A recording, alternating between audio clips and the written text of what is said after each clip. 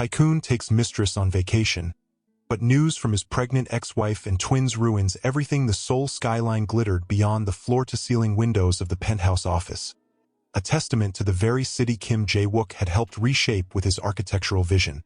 His silhouette stood dark against the urban constellation, a glass of whiskey dangling from his fingers as he surveyed his kingdom from 60 stories above. "Mr. Kim, the board is waiting." His assistant's voice crackled through the intercom. Jae-wook didn't move. The ice in his glass clinked softly as he swirled the amber liquid. 45 years old, with salt and pepper temples that only enhanced his authoritative presence. He was the embodiment of success, at least on paper.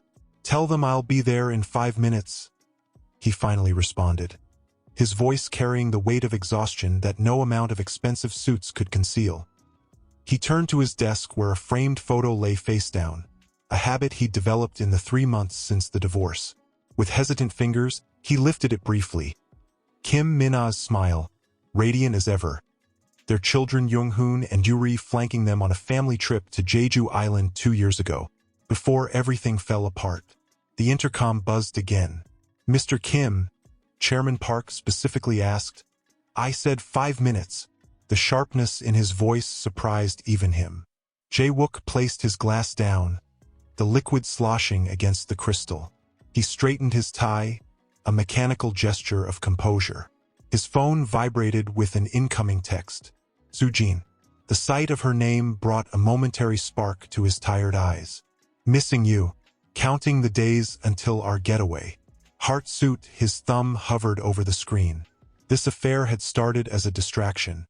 The young marketing executive with ambition that matched his own and a fire that reminded him of what it felt like to be alive. Now she was becoming his escape route. "Happily ever after," he muttered bitterly, pocketing the phone without replying. What a fantasy! The boardroom fell silent as he entered, 12 executives straightening in their chairs. The quarterly projections illuminated the wall behind him. Another record-breaking year for Kim Developments. He should have felt triumphant. "Gentlemen," he began, his voice carrying the practiced authority that had built his reputation. "Our Gangnam project is 6 months ahead of schedule.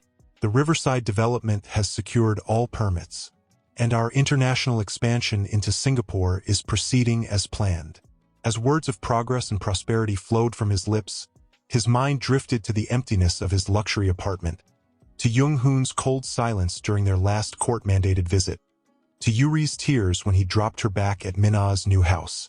"Mr. Kim," Chairman Park's voice pulled him back. "Your thoughts on the Vietnam proposal?" Jae-wook cleared his throat, masking his momentary lapse with a calculated smile. "Vietnam represents exactly what this company needs. New horizons. And what I need," he thought. "Something, anything, to fill this void." Later that evening, as his chauffeur navigated through Seoul's crowded streets, Jae-wook loosened his tie and called Sujene. "Can you get away early tomorrow?" he asked without preamble. Her voice brightened audibly. "For you, I can move mountains. Book us on the first flight to Jeju Island. I need to get away from here." "Just like that? What about your meetings?" He stared out at the city he had helped build, feeling like a stranger within it. "Let them wait. Everything here can wait." As the call ended, rain began to patter against the windows of the car. Jae-wook pressed his forehead against the cool glass, closing his eyes. In the emptiness that followed his messy divorce, he'd built higher towers and closed bigger deals, as if concrete and steel could fill the hollow space within his chest. Tomorrow he would escape with Sujene. Maybe on that island, with her, he could outrun the sensation that despite everything he owned, everything he built, he'd somehow lost the only things that mattered. The car pulled up to his building, the doorman rushing out with an umbrella. Jae-wook stepped out, his Italian leather shoes splashing in a puddle, a small imperfection in his otherwise immaculate appearance. "Good evening, Mr. Kim," the doorman said with practiced deference. "I've booked the most exclusive villa at the Shilla Resort," Sujene's message read. "Private pool, ocean view, complete privacy." Attached was a selfie, her perfect smile, designer earrings catching the light, eyes promising escape. The photo was clearly taken in her office. He could make out the marketing department's sleek decor behind her. As he poured another whiskey, his phone rang. Sujene's name flashed on the screen. "I wanted to hear your voice," she said when he answered, her tone honey-sweet yet somehow calculated. "You sounded tense earlier." "Just the usual," he replied, sinking into his sofa. "The board, the projections, the endless expectations." "Poor baby," she cooed.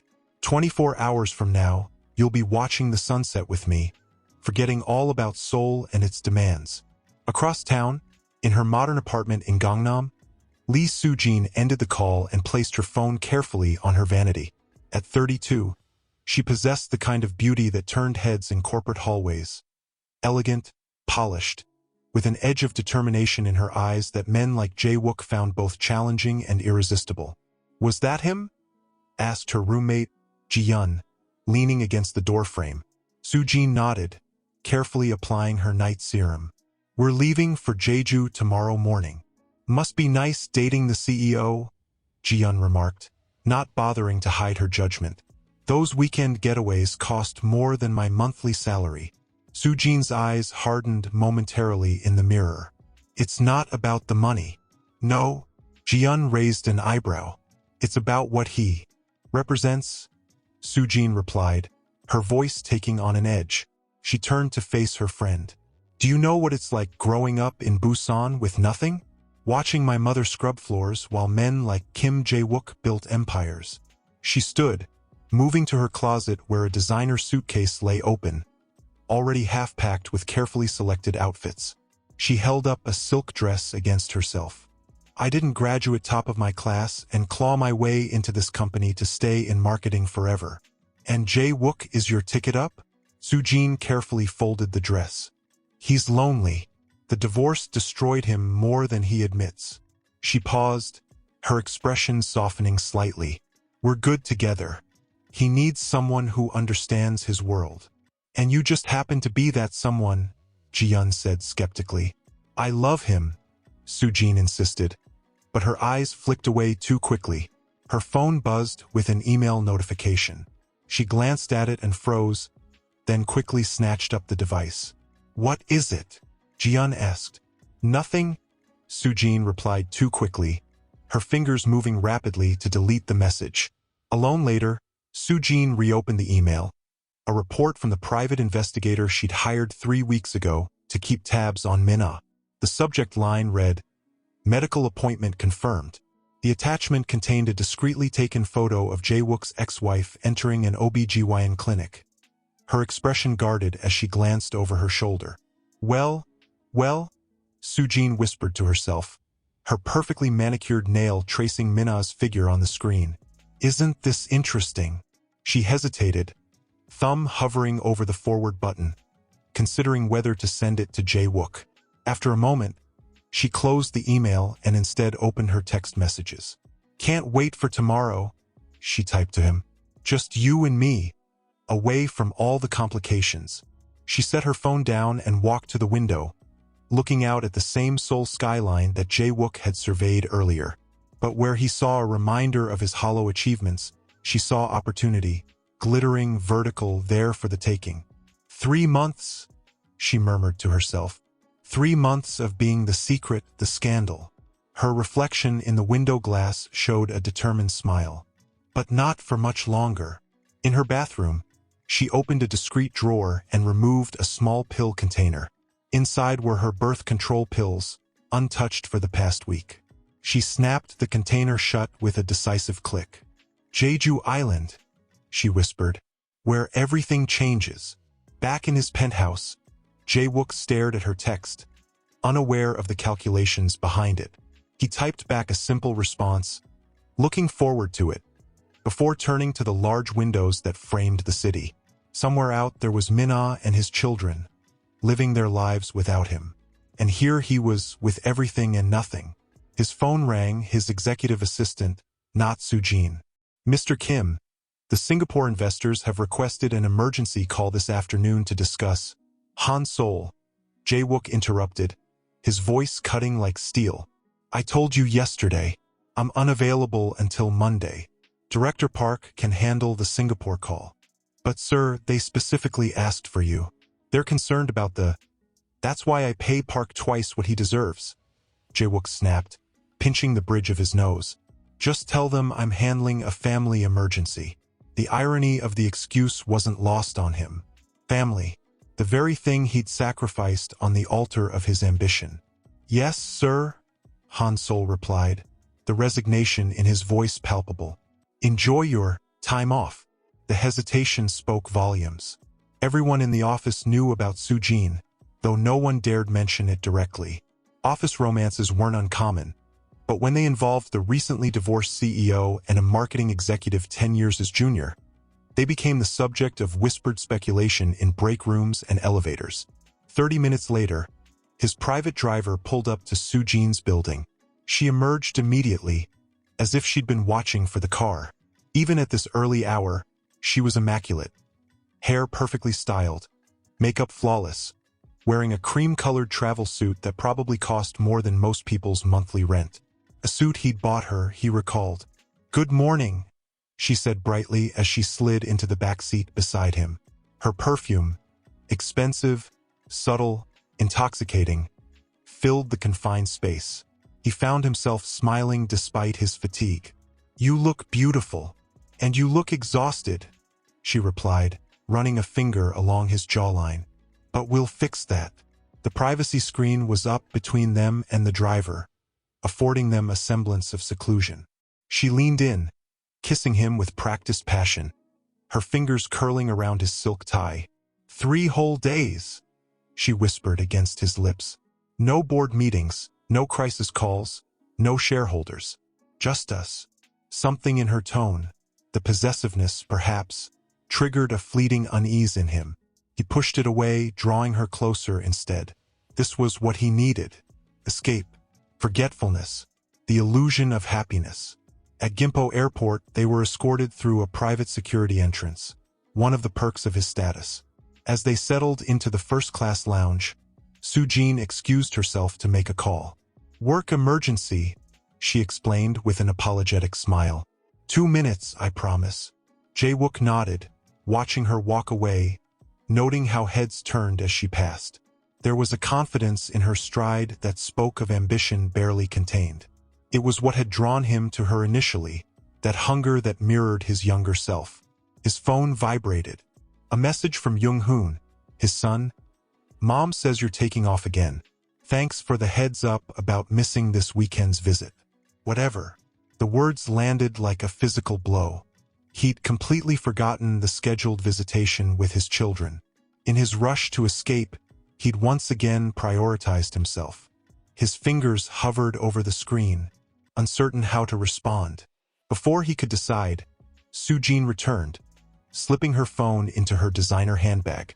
Everything okay? She asked, noticing his expression. Fine, he lied, pocketing his phone. Just work. Her smile didn't quite reach her eyes.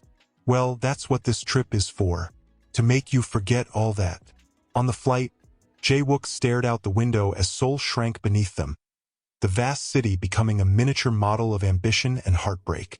Beside him, Sujene flipped through a luxury travel magazine, occasionally pointing out attractions they might visit. There's a private beach near our villa, she said, showing him glossy images of crystalline waters. And I've arranged for a chef to prepare dinner tonight on our terrace. He nodded, forcing enthusiasm he didn't feel. The message from Young-hoon had cast a shadow over his escape plan. What's wrong? She asked, placing a manicured hand on his arm. You've been quiet since the lounge. Jae-wook hesitated. I forgot I was supposed to see my kids this weekend. Something flashed across Sujene's face. Annoyance? Jealousy? It was gone too quickly to identify. Can't you see them next weekend instead? She suggested, her voice carefully modulated to sound supportive rather than dismissive. It's not that simple, he said, turning back to the window. The divorce agreement has strict schedules, and I've already missed 2 visits because of work.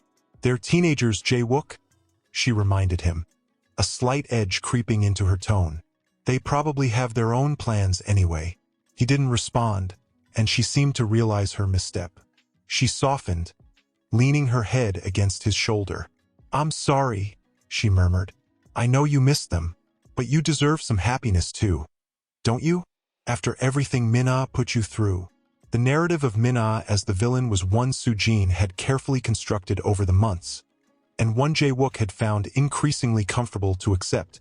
It was easier than acknowledging his own role in his family's disintegration. "Just 3 days," she continued, stroking his arm. 3 days to breathe, to reset. Then you can be the perfect father. The perfect father. The phrase felt hollow, an impossible standard he'd never reach. But her touch, her reassurance, they offered the temporary comfort he craved. As the plane began its descent toward Jeju Island, the blue waters of the ocean stretched out beneath them, promising escape, renewal, perhaps even redemption. Jae-wook allowed himself to hope, just for a moment, that this trip might actually heal something in him. He couldn't have known that across Seoul, Mina was sitting in a doctor's office, receiving confirmation that would change everything. Nor could he have guessed that Sujene, smiling beside him, had orchestrated far more than just a romantic getaway. The wheels touched down on the runway, the impact jolting through the cabin, a fitting metaphor for what awaited him in the paradise he sought. "Welcome to Jeju," the pilot announced over the intercom. "Local time is 9:30 a.m. The current temperature is a pleasant 24 degrees Celsius." Sujene squeezed his hand. "Ready for our new beginning?" Something in her choice of words stirred that same unease in him. But as he met her eager gaze, he pushed the feeling aside yet again. "So you see here, Mrs. Kim," the doctor began. "Ms. Park," Mina corrected quietly, her wedding ring absent for 3 months now.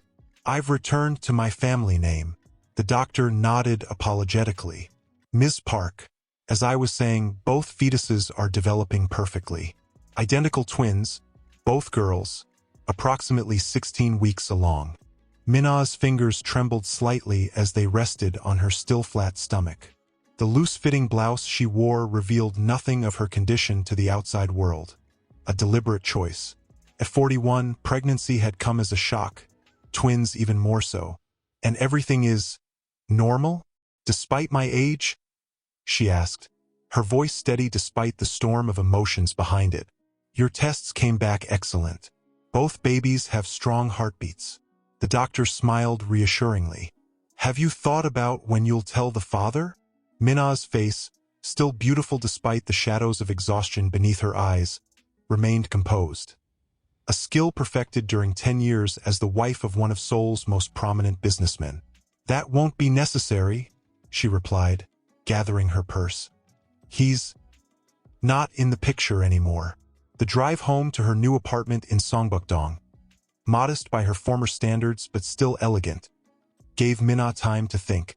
Rain had begun to fall, streaking the windows and blurring the city beyond. It suited her mood perfectly. Her phone chimed with a message from Jung-hoon. "Dad's not coming this weekend." Again, her heart ached for her son. At 16, Jung-hoon had taken the divorce hardest, his anger at his father barely contained beneath a veneer of teenage indifference. Before she could respond, another message appeared. "Where are you?" "School ended an hour ago." Mina checked the time with a start. She'd promised to be home when Yuri returned from school. "On my way now." Doctor's appointment ran late. "There's kimchi jjigae in the refrigerator if you're hungry." She hesitated, then added, "Don't tell Yuri about Dad canceling. I'll talk to her." As the car pulled up to her building, Mina caught sight of her daughter through the lobby windows. 14-year-old Yuri sat on a bench, school uniform still immaculate despite the day's wear, her face illuminated by her phone screen. Unlike her brother's simmering anger, Yuri's response to the divorce had been a retreat into silence. Her once vibrant personality muted like colors left too long in the sun. "I'm so sorry I'm late," Mina said as she approached, the guilt heavy in her voice. Yuri looked up, her expression carefully neutral. "It's fine. I was just doing homework."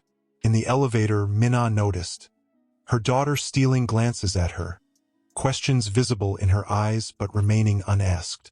Inside their apartment, warm and lived in despite its newness. Jung-hoon was sprawled on the couch, his school blazer discarded on the floor, his tie loose around his neck. "You're back," he noted without looking up from his phone. "Dad's ditching us again." Yuri's face fell, the news landing like a physical blow. "But he promised to take us to the aquarium exhibition." "Jung-hoon," Mina scolded gently. "I asked you not to tell her yet." "Why? So you could sugarcoat it?" He finally looked up, his eyes, so like his father's, hard with hurt. "He's probably with her again." Mina took a deep breath, setting her purse down carefully. "Your father is busy with work. In Jeju Island?" Jung-hoon challenged, holding up his phone to show a business gossip site with blurry photos of Jae-wook and Sujene at the airport. "With his assistant?" "She's not his assistant," Yuri corrected quietly. "She's the marketing director. My friend's mom works at Dad's company." The silence that followed was deafening.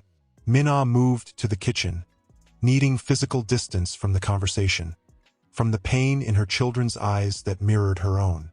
"I have dinner to prepare," she said, her voice carefully controlled.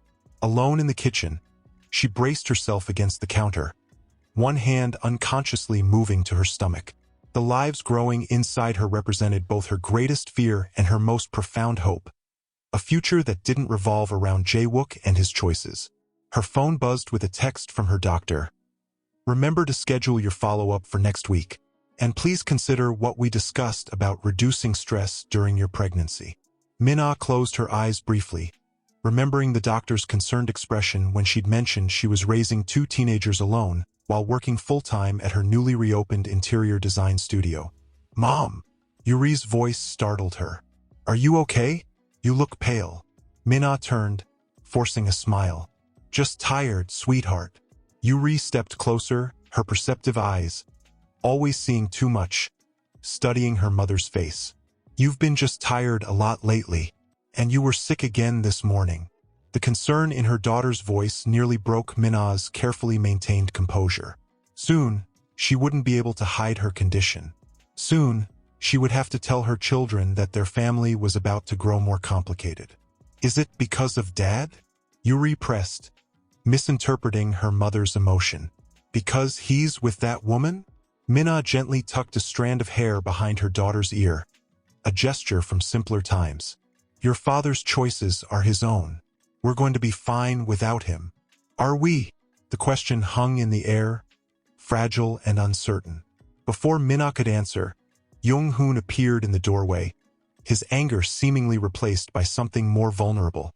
"I sent him a message," he admitted, not meeting his mother's eyes. "Told him he's a jerk for canceling again."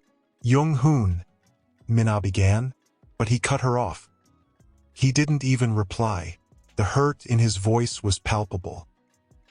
"He's probably too busy with his new life to care about us anymore." Mina crossed the kitchen and pulled her son into an embrace he was too proud to return but too wounded to reject. Over his shoulder, she caught Yuri's gaze, saw the tears gathering there.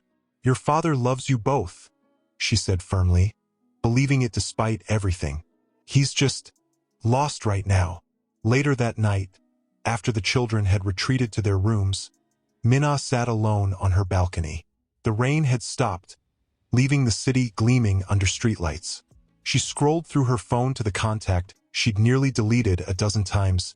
Jae-wook. Her finger hovered over the call button. It would be so easy to tell him, to shatter the new life he was building with 3 simple words. "I'm pregnant again." Instead, she set the phone down and placed both hands on her stomach, feeling the slight curve that would soon be impossible to hide. "It's just us now," she whispered to her unborn daughters. "And we're going to be stronger for it." Twins, 16 weeks. The timing meant they were conceived before the divorce was finalized, before his father had moved out completely. During that strange period when his parents still shared awkward dinners and painful silences, pretending for their children's sake that the separation might be temporary. Why wouldn't she tell him? He whispered to himself, the confusion giving way to an anger that felt safer than hurt. With a sudden decisive movement, Jung-hoon closed the laptop without sending the email. This wasn't his secret to tell.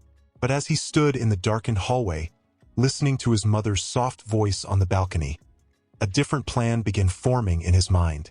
The Shilla Jeju resort sprawled across the island's southern coast, a paradise of meticulous gardens, infinity pools, and private villas designed for discretion.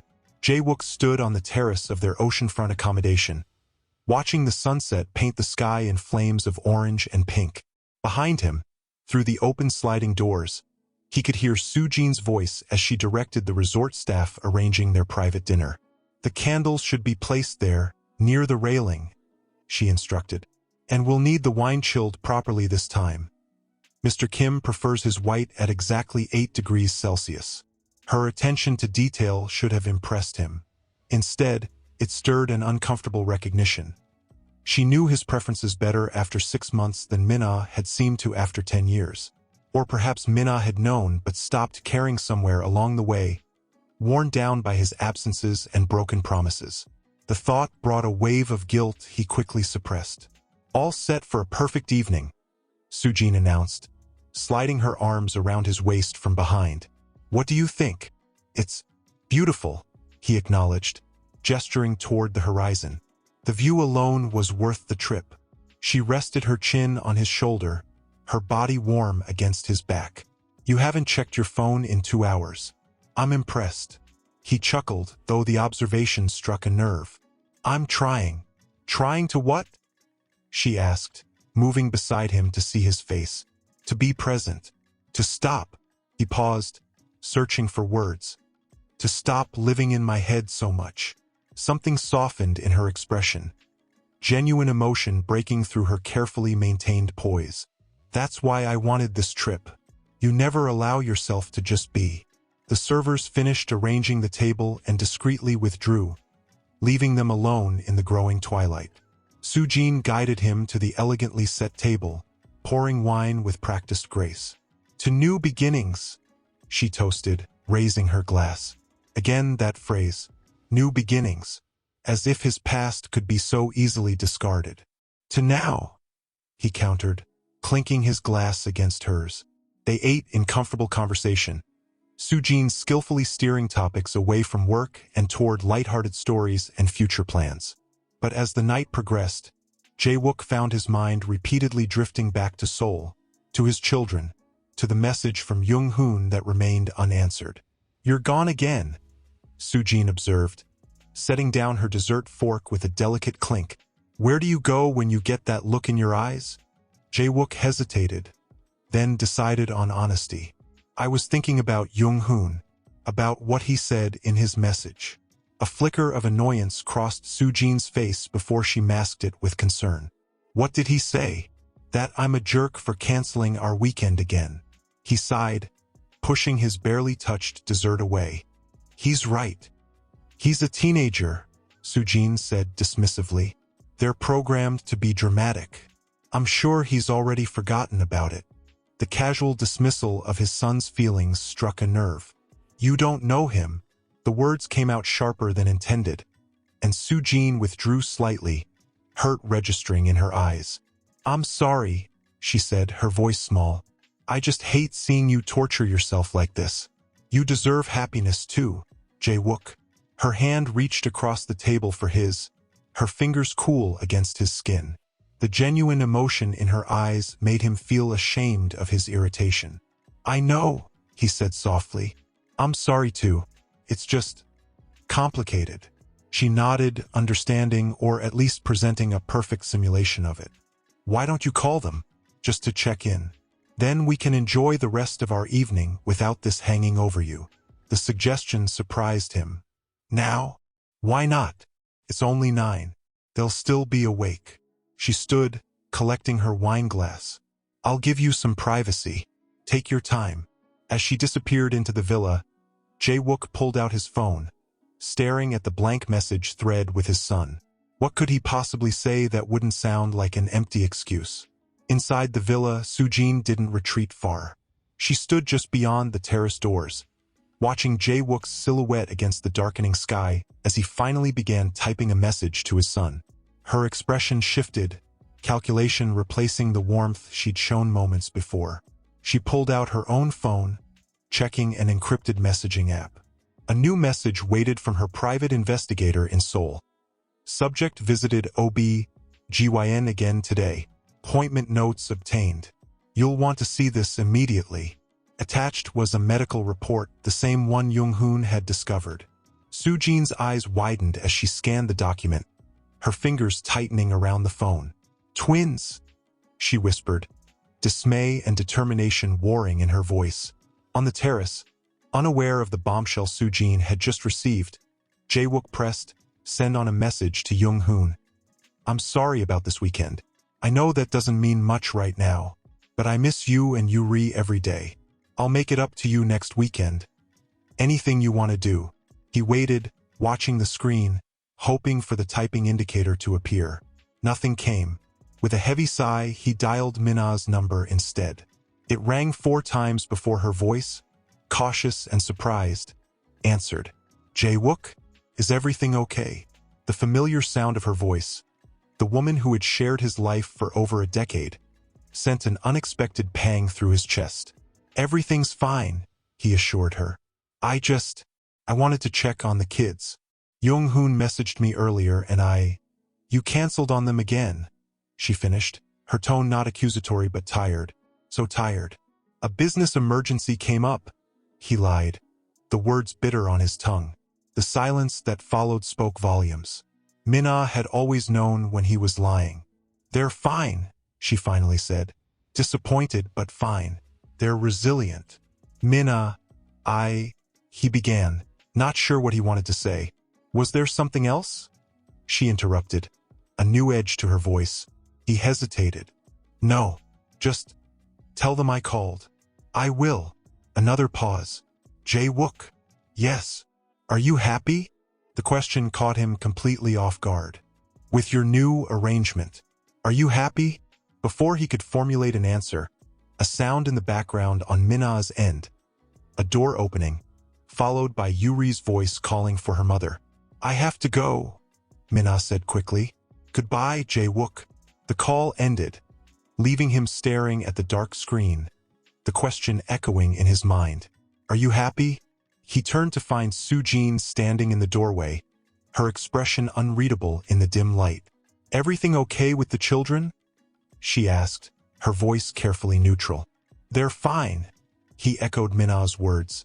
Though he knew they were far from truth, Sujene moved toward him, her silk robe catching the breeze off the ocean. Then let's forget about Seoul for tonight. Her hands found his shoulders, a practiced seduction. Let's just be us here now. As her lips met his, Jae-wook closed his eyes, trying to lose himself.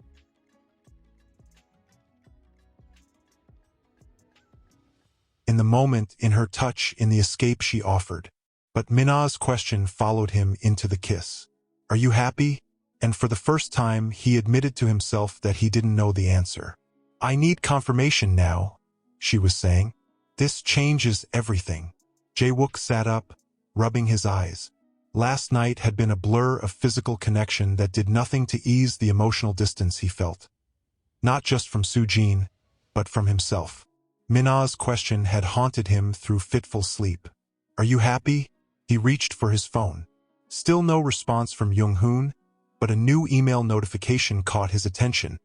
A travel confirmation. A one-way ticket from Seoul to Jeju, departing that morning. The passenger, Jung-hoon Kim. His blood ran cold. Why would his son be coming to Jeju? And how did he know where to find him? On the terrace, Sujene's voice rose slightly. No, don't send it to my email. I'll come see you when I get back to Seoul.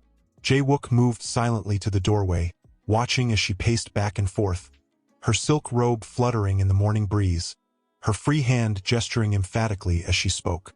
Just make absolutely sure the information is correct. Twins. 16 weeks along. A pause. Yes, that would put conception before the divorce was finalized. The words hit Jae-wook like a physical blow. Twins? 16 weeks? Who was she talking about? Keep this between us, Sujene continued, unaware of his presence. I need to handle this delicately with Jae-wook. He stepped onto the terrace, his movement catching her attention. She froze, eyes widening as she realized he'd overheard. "I'll call you back," she said quickly into the phone, ending the call. Her expression shifted rapidly from shocked to composed, a transformation that seemed practiced now that he was watching for it. "Who's pregnant?" he asked directly, his voice steady despite the storm brewing inside him. Sujene hesitated, calculations visible behind her eyes. "Jae-wook, I was going to tell you." "Tell me what?" He moved closer, looming over her. "What exactly were you going to tell me, Sujene?" She met his gaze, her chin lifting slightly. "Mina is pregnant. With twins." The world seemed to tilt beneath him. "That's not possible." "It is," she countered. "She's 16 weeks along. The timing—" "How do you know this?" he demanded, interrupting her. "How the hell do you know my ex-wife's medical information?" Sujene's composure slipped momentarily. "I was trying to protect you. By spying on the mother of my children?" His voice rose despite his efforts to control it. "She wasn't going to tell you." Sujene shot back, her own voice rising to match his. "She was going to keep your children from you, Jae-wook. I was trying to give you a chance to fight for your rights." The practiced concern in her voice suddenly seemed hollow, manipulative. Jae-wook took a step back, reassessing everything about the woman before him. "My relationship with Mina is none of your business," he said quietly. "And the fact that you would go behind my back too—" His phone buzzed in his hand, interrupting him. A text message from an unknown number. "Your son just landed at Jeju International. He seems quite determined." Jae-wook stared at the screen, then back at Sujene, understanding dawning with sickening clarity. "You're having me followed," he stated flatly. "And you're having Mina followed. And now my son." Sujene didn't deny it. "I was trying to protect what we have." "What we have?" he repeated, the words tasting bitter. "And what exactly is that, Sujene? What do we have that's worth spying on my family?" At Jeju International Airport, Young-hoon shouldered his backpack, his face set in the determined expression that made him look so much like his father. He'd used his emergency credit card, the one his dad had given him for real emergencies only, to book the flight after seeing the medical records. This qualifies as a real emergency, he thought grimly. He checked his phone, opening the tracking app he'd installed months ago, back when his parents' marriage had first begun unraveling and his father had started coming home later and later. The blue dot on the map showed his father's location at a resort on the southern coast of the island. A taxi took him as far as the resort entrance, where a security guard eyed the teenager skeptically. "I'm here to see my father," Young-hoon announced with the confident authority he'd inherited from Jae-wook. "Kim Jae-wook. He's expecting me." The guard checked his tablet. "I don't see any registered guests under that name, sir." "Try Han." "Han Sujene," Young-hoon said, the woman's name bitter on his tongue. The villa reservation would be under her name. Recognition flickered in the guard's eyes, confirming what Young-hoon already knew. His father was here with her. "I'll need to call the villa and confirm they're expecting you," the guard said. "That won't be necessary," came a voice from behind them. Young-hoon turned to find his father striding toward the gate, his face a mask of controlled surprise and concern. "Young-hoon, what are you doing here?"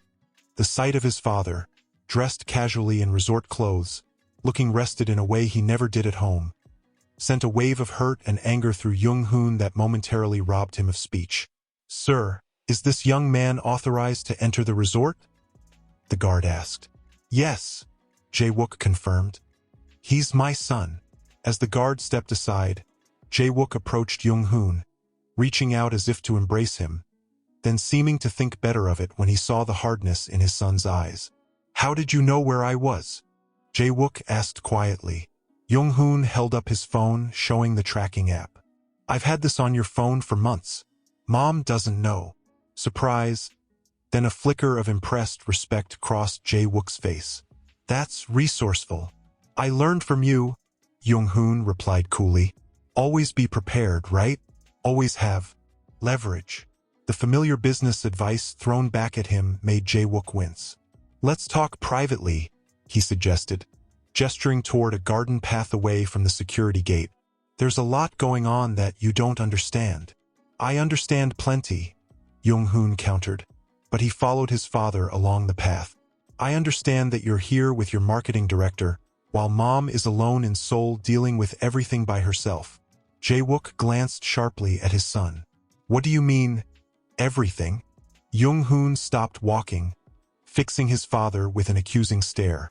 You really don't know, do you? Or are you just pretending not to know about the babies?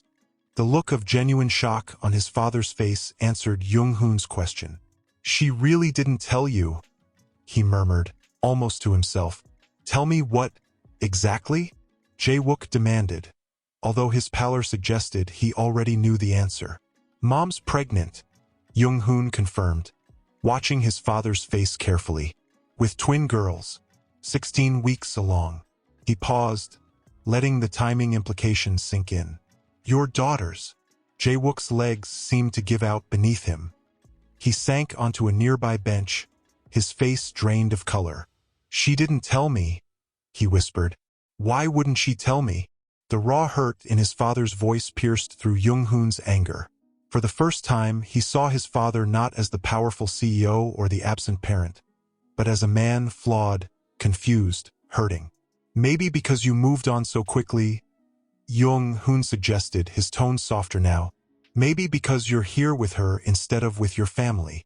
Jae-wook looked up at his son, really seeing him perhaps for the first time in months. Why are you here, Jung-hoon? Just to tell me this. Jung-hoon sat beside his father on the bench, suddenly looking very young despite his earlier bravado. I thought if you knew about the babies, you might come home. His voice cracked slightly. I thought maybe we could be a family again. The naked hope in his son's voice broke something open in Jae-wook's chest. A flood of emotion he'd been damming up for months behind work and distraction and Sujene's practiced affections. It's more complicated than that, he began, then stopped himself, recognizing the corporate evasion in his own words. No, that's not true. It's actually very simple. I've made a mess of things, haven't I?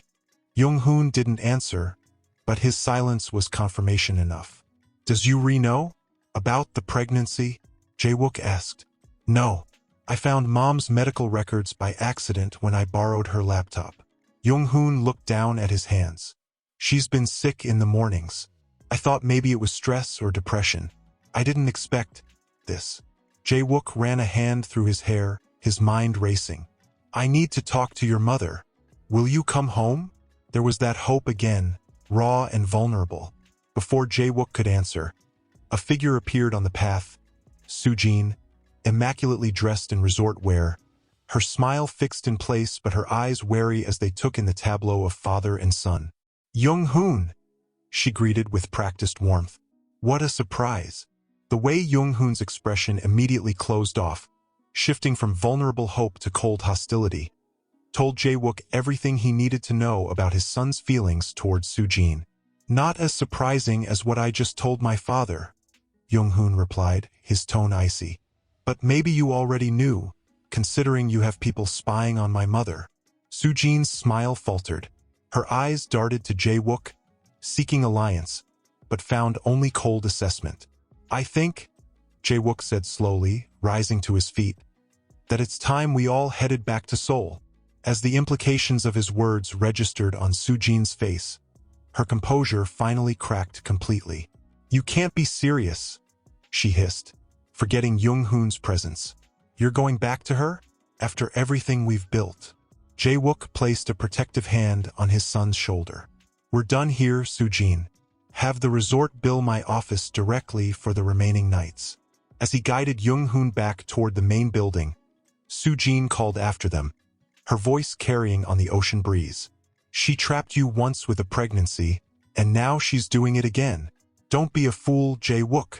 Jung-hoon tensed beside him, ready to turn back, but Jae-wook tightened his grip on his son's shoulder. Let it go, he said quietly. Some battles aren't worth fighting. She'll be angry that I told you. Jung-hoon finally broke the silence, his voice quiet enough that the other passengers couldn't hear. Mom, Jae-wook turned from the window, studying his son's profile, the sharp jawline that mirrored his own, the worried furrow between his brows that was pure Mina. "I'm the one she'll be angry with," Jae-wook replied. "And she has every right to be." Jung-hoon fidgeted with his seatbelt. "What will you say to her?" "I don't know," Jae-wook admitted, the unfamiliar honesty feeling strange but somehow right. "I've spent my whole career knowing exactly what to say in any situation.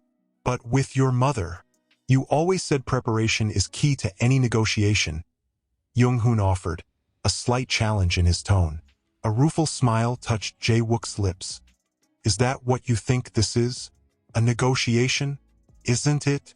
Jung-hoon looked directly at his father now. "You want something from her. She may want something from you. Sounds like a negotiation to me." The business acumen in his son's observation might have made Jae-wook proud in another context. Now, it just underscored how much of himself, the worst parts, he'd passed on to his children. "This isn't business, Jung-hoon. This is family." He paused, weighing his next words carefully. "I've spent too long blurring those lines." The announcement for landing interrupted whatever response Jung-hoon might have made.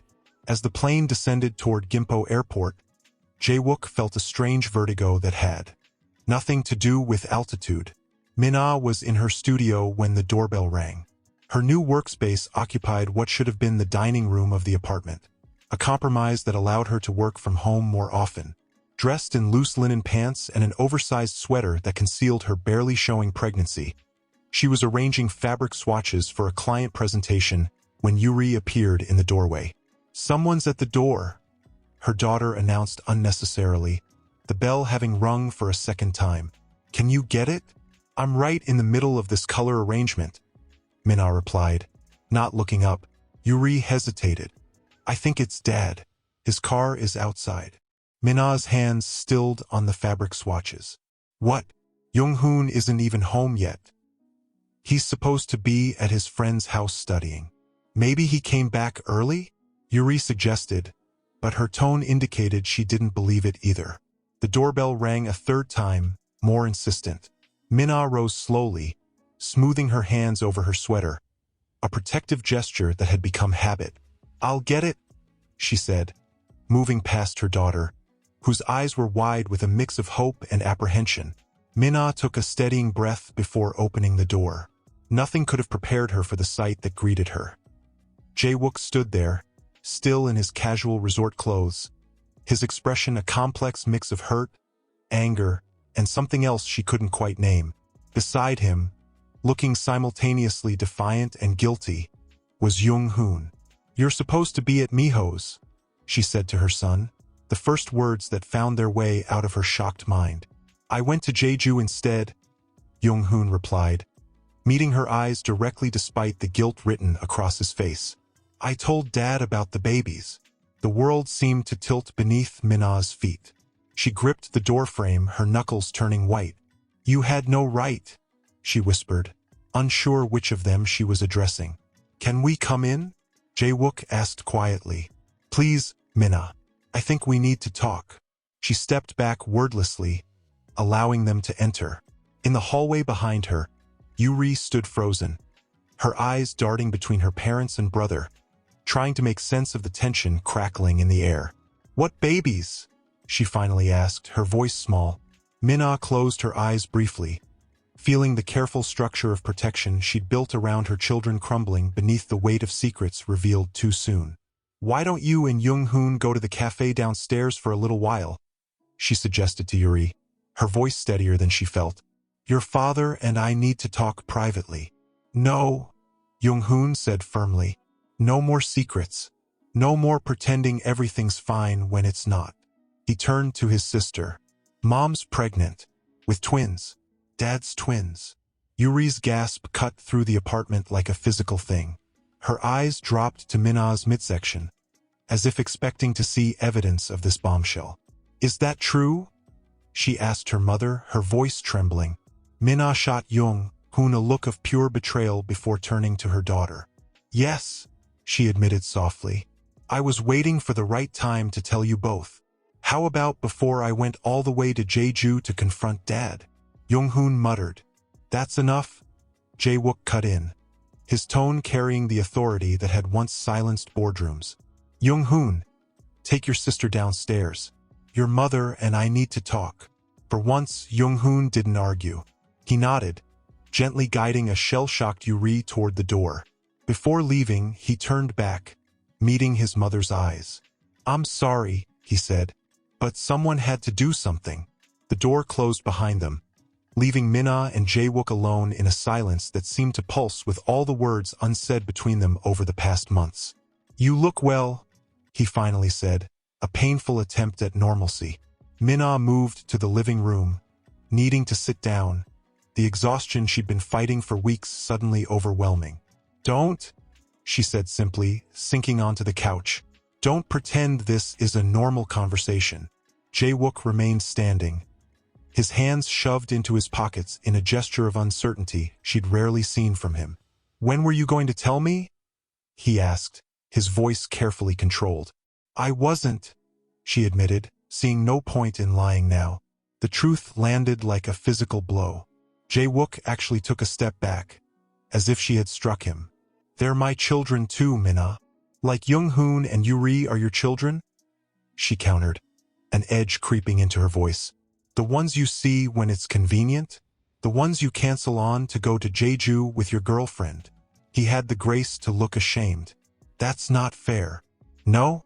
Tell me, Jae-wook, what would be fair? Bringing two more children into a situation where their father has already moved on. She pressed a hand to her stomach, the protective gesture automatic now. I was trying to protect them, and myself. From me. He moved closer, sitting in the chair opposite her. Am I something you need protection from? The genuine hurt in his voice nearly broke her. For a moment, she saw the man she had fallen in love with all those years ago. Vulnerable, uncertain, human beneath the polished corporate exterior. From hoping, she corrected softly, from letting myself believe in something I know isn't real anymore. Jae-wook leaned forward, his elbows on his knees. And what's that? Us, she said simply. Our family, the life we had. He was silent for a long moment, considering her words. Young-hoon thinks this pregnancy could bring us back together, he finally said. That's why he came to Jeju. He thought if I knew, I'd come home. Mina's heart broke a little for her son's naive hope. And did you come home because of the babies? Or because our son forced your hand? The question hung between them, sharp-edged and unavoidable.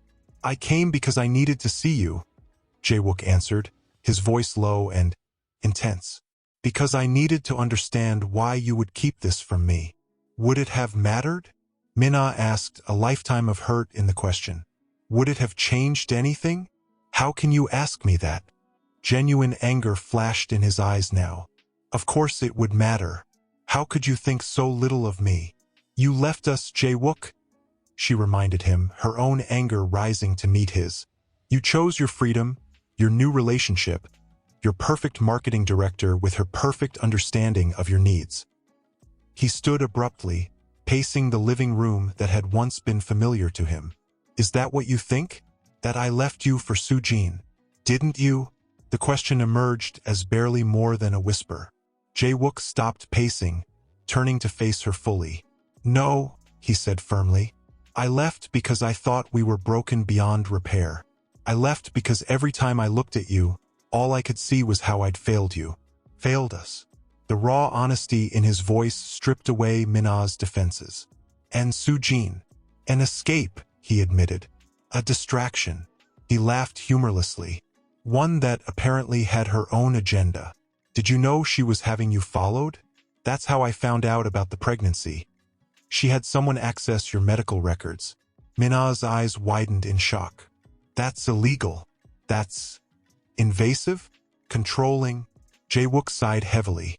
Yes, and it made me realize something I should have seen months ago. What's that? Mina asked, afraid to hope, afraid not to. That I've been running from the wrong things. He moved closer, hesitantly sitting beside her on the couch. From responsibility, yes. From facing my failures. But mostly, I've been running from how much I still. The front door burst open, interrupting whatever he had been about to say. Jung-hoon rushed in, his face flushed with alarm. "She's here," he announced. "Downstairs. Sujene. She followed us from the airport." Jae-wook stood instantly. "Where's Yuri?" "Still at the cafe. I came to warn you." Jung-hoon was breathing hard, as if he'd run up the stairs. "She looks really angry, Dad. She was on the phone with someone, talking about leveraging the situation and company ownership stakes." A dark understanding passed over Jae-wook's face. "She wouldn't," he muttered. "Wouldn't what?" Mina asked, alarmed by the sudden tension in his posture. Jae-wook turned to her, his expression grim. "Sujene doesn't just work for me, Mina. Her family's company is one of our major shareholders. If she wanted to, she could make things very difficult for KJ Group." "You're worried about the company? Now?" Mina couldn't keep the hurt from her voice. "No," he corrected firmly. "I'm worried about our family. About you and the children, all 4 of them." He moved to the window, glancing down at the street below. "If Sujene decides to make this ugly, she has resources and connections that could hurt us all." As if summoned by his words, the intercom buzzed insistently. They all froze, staring at it as though it might explode. "Don't answer it," Jung-hoon urged. The intercom fell silent, only to be replaced seconds later by the sound of Mina's phone ringing. She pulled it from her pocket, glancing at the screen. "It's her," she confirmed, showing them the unknown number. Jae-wook's expression hardened with resolve. "This ends now," he said, reaching for the phone. "All of it." Mina caught his wrist before he could take the phone. "Wait," she said softly. "Before you do this, before whatever happens next, I need to know." Her eyes searched his, looking for truth. "What were you going to say before? You've been running from what?" For a moment, the phone continued to ring between them, the sound receding as Jae-wook looked at Mina, really looked at her, for perhaps the first time in years. "From how much I still love you," he said simply. "From how much I never stopped." The phone fell silent in Mina's hand, the missed call notification appearing on the screen. In the silence that followed Jae-wook's confession, they could hear footsteps in the hallway outside the apartment, approaching with determined purpose. A decisive knock sounded on the door. "Mom!" Yuri's voice called from the other side. "Mom, there's a woman here who says she needs to talk to Dad. She says it's really important." "Jae-wook," she said, her voice controlled but with an undercurrent of rage. "I think we need to talk." Mina felt Jae-wook's hand tighten around hers. "Yuri, go to your room," he said gently, never taking his eyes off Sujene. "But Dad—" "Now, please," Mina added, the steel in her voice leaving no room for argument. Yuri hesitated for just a moment before slipping past them, throwing one last worried glance over her shoulder before disappearing down the hallway. Jung-hoon remained where he was, standing slightly behind his parents, a silent sentinel. "You too, Jung-hoon," Jae-wook said. "No." The boy's response was quiet but firm. "I'm staying."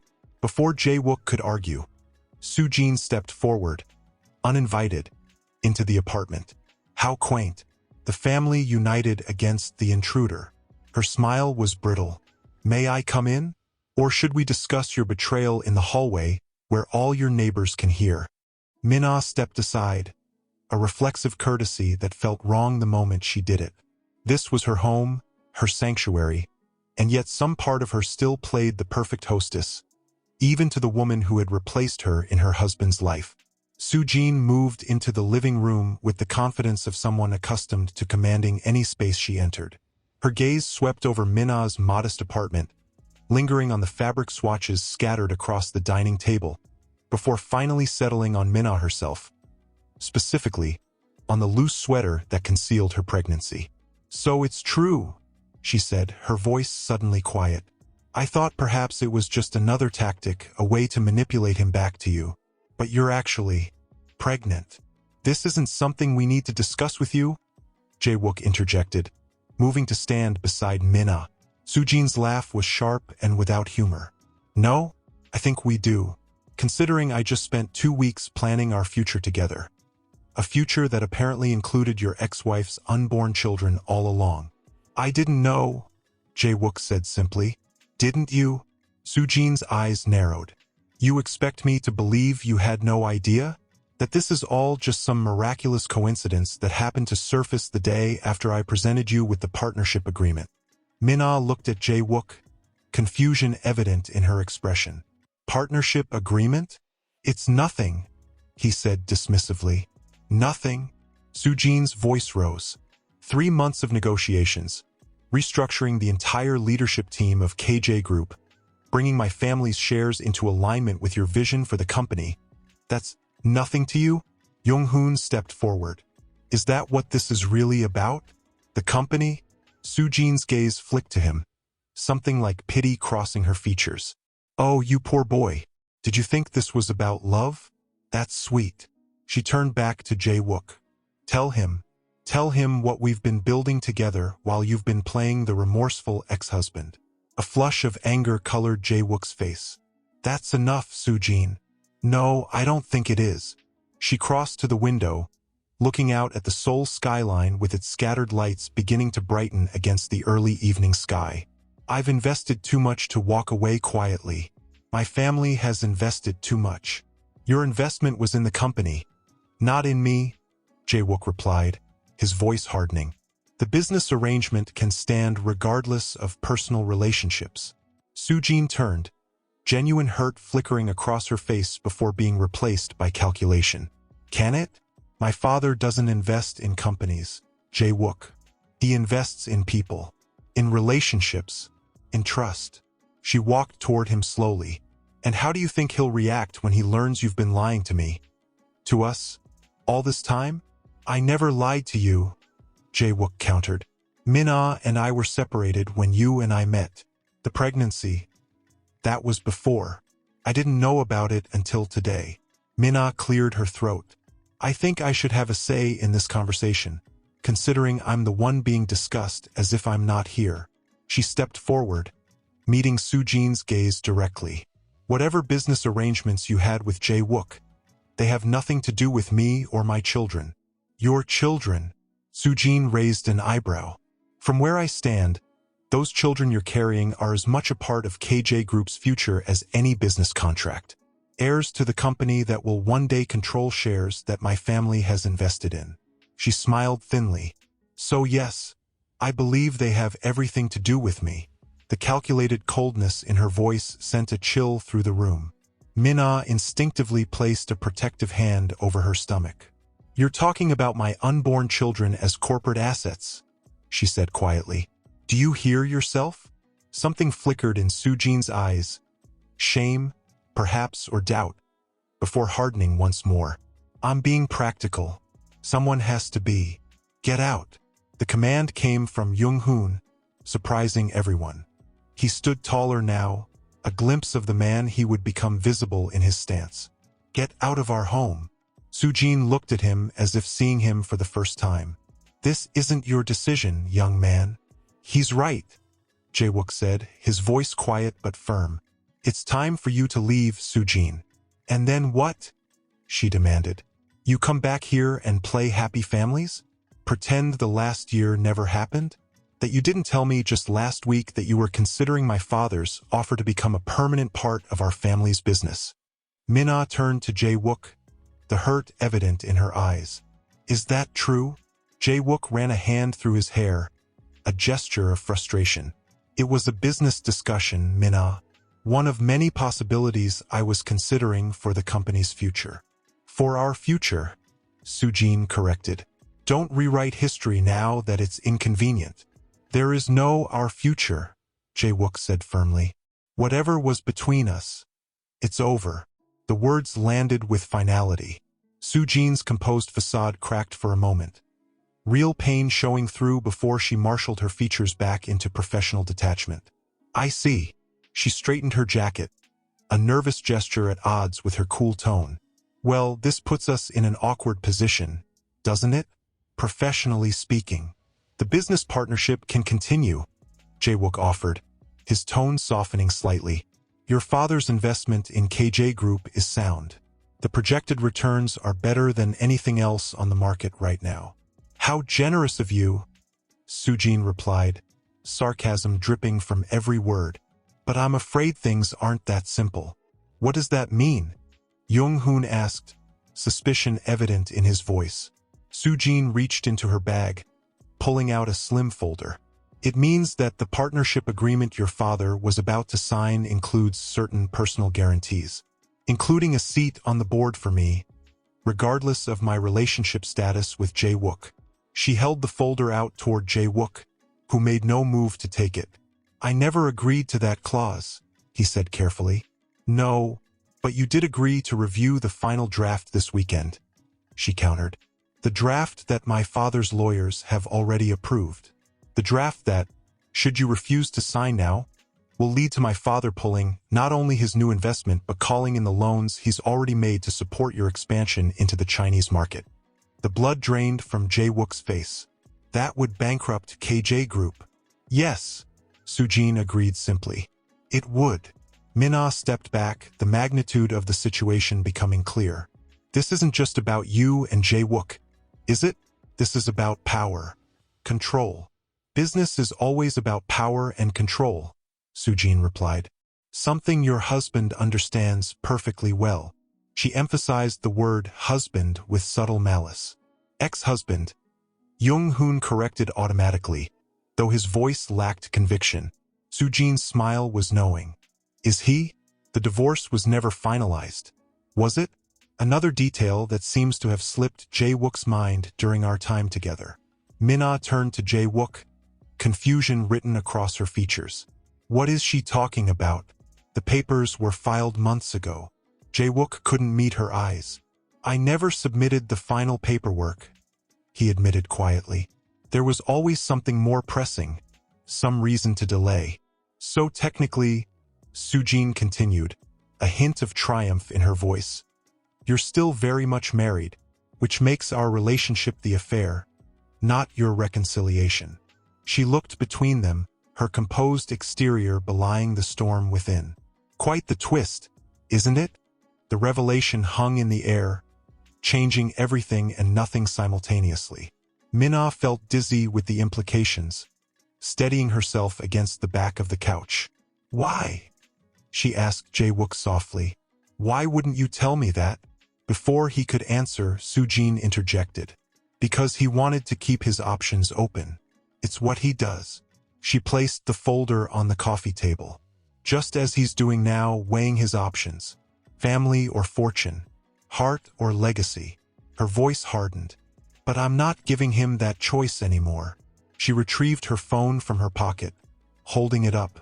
One call to my father, and everything you've built over the last 20 years collapses. KJ Group will be broken apart and sold in pieces before the end of the quarter. Jae-wook's face had gone tight with anger. Is that why you came here? To threaten me? To threaten my family? I came here because you left me on that island without a word. Sujene shot back, emotion finally breaking through her controlled facade. Because I deserved better than to be abandoned for a fantasy of reclaiming what you threw away. For the first time, Mina saw the other woman not as a rival or a threat, but as someone who had also been hurt by Jae-wook's inability to commit fully to his choices. This isn't going to give you what you want, Mina said quietly. Forcing him to choose at gunpoint, it won't make him love you. Sujene's laugh was bitter. Love? Is that what you think I want from him? She shook her head. I wanted a partner, someone who understood ambition, who valued achievement over sentiment. I thought that was Jae-wook. She looked at him with genuine disappointment. I was wrong. Then what do you want? Jung-hoon asked, his young face serious beyond his years. What was promised to me? Sujene replied simply. A seat at the table. Recognition of my contributions.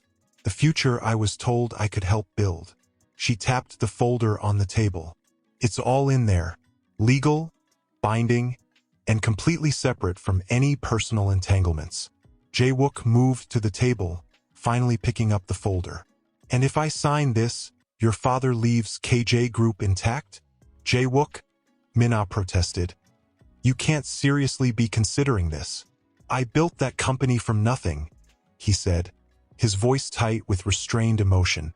It supports hundreds of families. It's Young-hoon and Yuri's inheritance.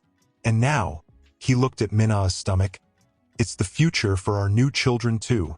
Exactly, Sujene said coolly. Sign the agreement, and business continues as usual. Refuse, and you lose everything you've worked for. She glanced at her watch. My father is expecting my call within the hour. The tension in the room was palpable. Mina watched as Jae-wook flipped through the document, his expression growing more troubled with each page. There's more in here than just a board seat, he said finally, looking up at Sujene. This would give your family controlling interest if combined with the shares they already own. Sujene didn't deny it. My father protects his investments. This isn't protection, Jae-wook countered. This is a hostile takeover disguised as a partnership. Young-hoon moved closer, peering at the document in his father's hands. Let me see that, he said, a new authority in his voice that surprised everyone, including himself. After a moment's hesitation, Jae-wook handed the folder to his son. Young-hoon scanned the pages with the focused intensity he'd inherited from both his parents, his brow furrowing as he read.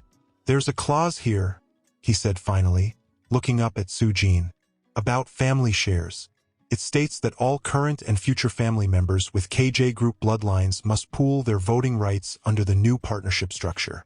Sujene's expression remained impassive. Standard language for family business mergers. Is it? Young-hoon challenged. Because it looks to me like you're trying to control not just Dad's shares, but mine and Yuri's future shares too. And, he added with sudden understanding, the shares that would eventually belong to our unborn siblings. The calculating nature of the move dawned on everyone simultaneously. This wasn't just about business or even about Jae-wook's betrayal. This was about securing generational control. That's why you had Mom investigated. Young-hoon continued, the pieces falling into place. You found out about the pregnancy and realized there would be more heirs to the company. More shares you wouldn't control. Sujene's silence was confirmation enough. Mina felt a surge of protective fury unlike anything she'd experienced before. You will never have any say in my children's future, she said, her voice low and dangerous. Do you understand me? The two women stared at each other, the tension electric. Mom's right, Young-hoon said, closing the folder decisively. And there's something else you should know. He turned to his father. I've been studying business law in my spare time, and I'm pretty sure this agreement isn't enforceable without my signature too. Jae-wook looked at his son in surprise. What are you talking about? When you set up the trust for Yuri and me on our 10th birthdays, Young-hoon explained, you placed 5% of KJ Group shares in each of our names, with you as trustee until we turn 25. He turned to Sujene. But the trust stipulates that any change in voting structure affecting our inheritance requires our consent once we turn 18. Which you haven't reached yet, Sujene pointed out. Young-hoon smiled for the first time that evening. My birthday was last month. Dad was in Singapore, so we postponed the celebration. He looked at his father. Remember the documents you signed before you left? The ones grandfather insisted needed your attention right away. Understanding dawned on Jae-wook's face. Your grandfather had the trustee powers transferred to you. He said I was ready, Young-hoon said simply. And he never liked the idea of outside investors having too much control. The revelation shifted the power in the room tangibly. Sujene's composed facade finally cracked, real uncertainty showing in her eyes. It doesn't matter, she said, though her voice lacked its earlier conviction. My father can still call in the loans. The company would still fail. Would it? Young-hoon challenged. Because according to the quarterly report I reviewed last week, KJ Group has increased its cash reserves by 15%. Enough to cover the outstanding loans if necessary. He smiled apologetically at his father. Grandfather thought I should understand the family business better. Jae-wook stared at his son with newfound respect. He was right. Sujene's phone rang in her hand. the screen lighting up with her father's name. The room fell silent as she stared at it, her carefully constructed plans unraveling before her eyes. After a long moment, she declined the call and placed the phone back in her pocket. "This isn't over," she said quietly. "Business is rarely settled in a single meeting." "No," Jae-wook agreed, "but this particular negotiation is." He held out his hand. "I'll have new partnership terms drawn up that recognize your contributions to the company without compromising family control. If that's acceptable to you and your father, we can move forward professionally." The offer hung between them, not surrender, but not victory either. A compromise that acknowledged value without ceding power. Sujene looked at his outstretched hand, then at Mina, then finally at Young-hoon. Something in her expression shifted, a reluctant respect replacing the cold calculation. "I'll discuss it with my father," she said finally, ignoring Jae-wook's hand. "You'll have our answer by tomorrow." She gathered her bag, her composure returning with each passing second. At the door, she paused, looking back at the family tableau before her.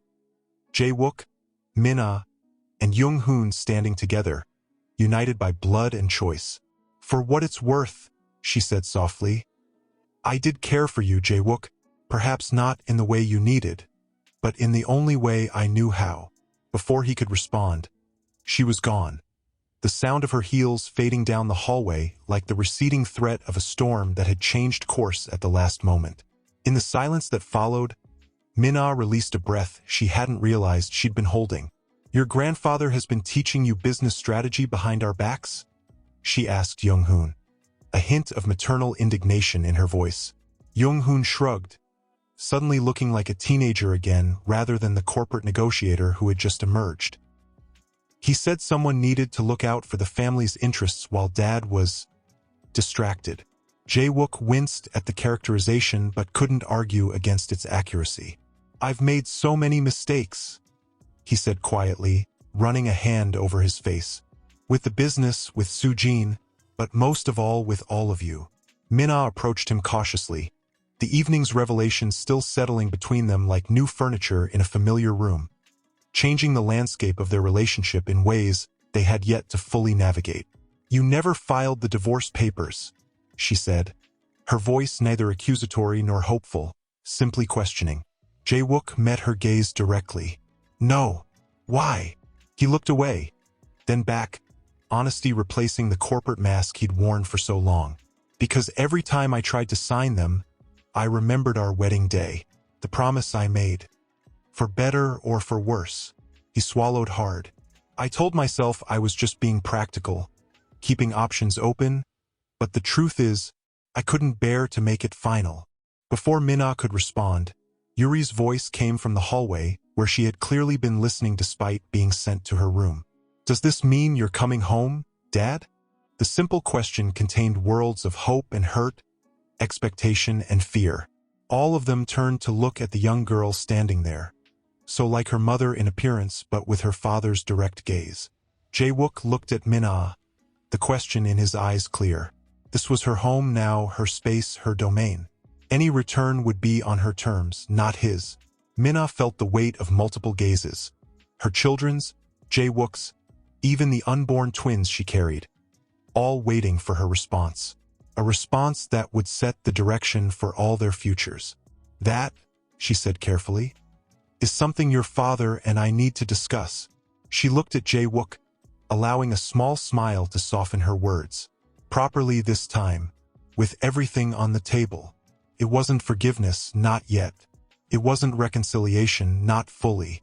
But it was an opening, a door left ajar where before there had only been walls. "I'd like that," Jae-wook said softly, as Young-hoon moved to put his arm around his sister's shoulders, leading her back toward her room with whispered assurances. Mina and Jae-wook stood in the space that had once been their shared living room, now transformed by separation and unexpected revelation into something new. A negotiating table for their future, with all cards finally laid bare. "We have a lot to talk about," Mina said, resting her hand protectively over the soft curve of her stomach. "Yes," Jae-wook agreed, his gaze following the gesture. "We do."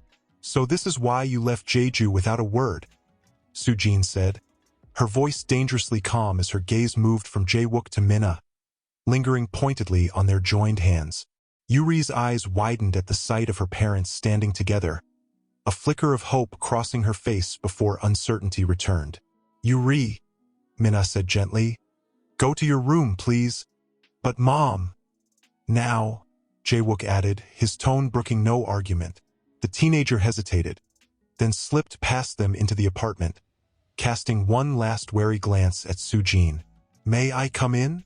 Sujene asked with artificial politeness. Or would you prefer to discuss company matters in the hallway where all your neighbors can hear? Mina felt Jae-wook's hand tighten around hers. She returned the pressure, a silent message passing between them. Together. You can come in, Mina said, stepping aside. But this is my home, and I expect you to respect that. Something cold flashed in Sujene's eyes as she crossed the threshold. Respect. Interesting choice of word, considering the circumstances. The living room felt suddenly too small as Sujene stalked to the center, turning to face them like a prosecutor before a jury. Jung-hoon stood awkwardly by the kitchen counter, eyes darting between the adults. You should leave too, Jung-hoon, Jae-wook said. No, Mina countered, surprising them all. He stays. He's old enough to see what happens when adults make complicated choices. Sujene's lips curled into something that wasn't quite a smile. How maternal of you, Mina. Speaking of which, congratulations seem to be in order. Her gaze dropped meaningfully to Mina's midsection. Though I wonder if congratulations is the right word when a pregnancy is used as leverage. That's enough. Jae-wook stepped forward, his voice low and dangerous. You had no right to access Mina's medical records. And you had no right to make promises you never intended to keep. Sujene shot back, her composure finally cracking. 6 months, Jae-wook. 6 months of planning our future together, of integrating our companies, of me standing by you while you processed your divorce. And all it took was one phone call from your son for you to throw it all away. I didn't call him about the baby, Jung-hoon interjected, his young voice steady despite the tension. I called because I needed my father. The rest just happened. Sujene barely acknowledged him, her focus laser-sharp on Jae-wook. Do you have any idea what this will do to the merger? My father was already hesitant about aligning with KJ Group given your personal instability. When he finds out you're returning to your ex-wife, this isn't about business. Jae-wook cut her off. Everything is about business with you, Jae-wook. That's who you are. She turned to Mina, something almost like pity in her expression. He'll disappoint you again. It's his nature. Mina felt her protective instincts surge, not just for herself or her children, but surprisingly, for Jae-wook too. You don't know him as well as you think you do. And you think you still do? Sujene laughed, the sound brittle. The man who left you for his work? Who missed birthdays and anniversaries because board meetings were more important? Who moved out without a fight when you asked for a divorce? Each accusation struck like a physical blow. Mina felt Jae-wook flinch beside her, but he didn't let go of her hand. You're right, he said quietly, surprising them all. I was that man. I prioritized everything else above my family. I justified it as providing for them, but the truth is, I was a coward. Success at work was easier than success at home. Deals were cleaner than relationships. I could quantify profit margins, but not my children's happiness. The raw honesty in his voice seemed to catch Sujene off guard. She blinked, momentarily speechless. When Mina asked for the divorce, I didn't fight because I thought she deserved better. He turned to look at Mina, his eyes full of regret and something else. Something that made her heart race. I still think that, but I'm selfish enough now to want another chance to become the man she and our children deserve. And what about what I deserve? Sujene's voice was barely a whisper, a glimpse of genuine hurt breaking through her polished veneer.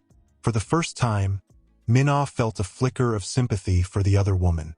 Whatever her tactics, Sujene had believed in a future with Jae-wook, a future that was evaporating before her eyes. You deserve someone who loves you completely, Jae-wook said gently, not someone who's using you to escape his past. Sujene's laugh was hollow. How poetic, and perfectly timed to protect your company's interests. She squared her shoulders, the vulnerable moment passing. My family owns 20% of KJ Group, Jae-wook. I wonder how the board will react when I recommend divesting completely, or pushing for new leadership. The threat hung in the air, heavy and undeniable.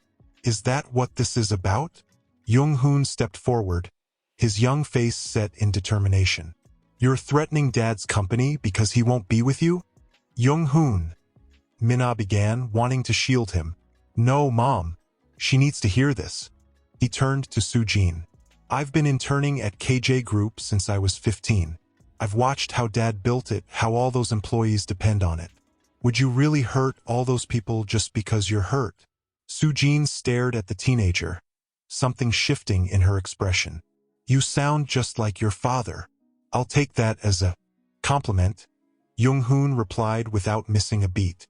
The tension in the room was interrupted by the sound of the front door opening. They all turned as Yuri appeared with a young man beside her, the barista from the cafe downstairs, still wearing his apron. Mom, Yuri said anxiously. Hyunwoo says there are reporters gathering outside the building. Someone tipped them off about Dad being here. Mina's stomach dropped. Their neighborhood wasn't used to media attention. Someone had deliberately created this situation. Did you do this? Jae-wook asked Sujene, his voice deadly quiet. For once, Sujene looked genuinely shocked. No, this wouldn't benefit me or the company. Then who? Mina began, but was cut off by her phone ringing. She pulled it from her pocket, checking the screen. It's my lawyer. The room fell silent as Mina answered, listening as her attorney spoke rapidly on the other end. Her face paled.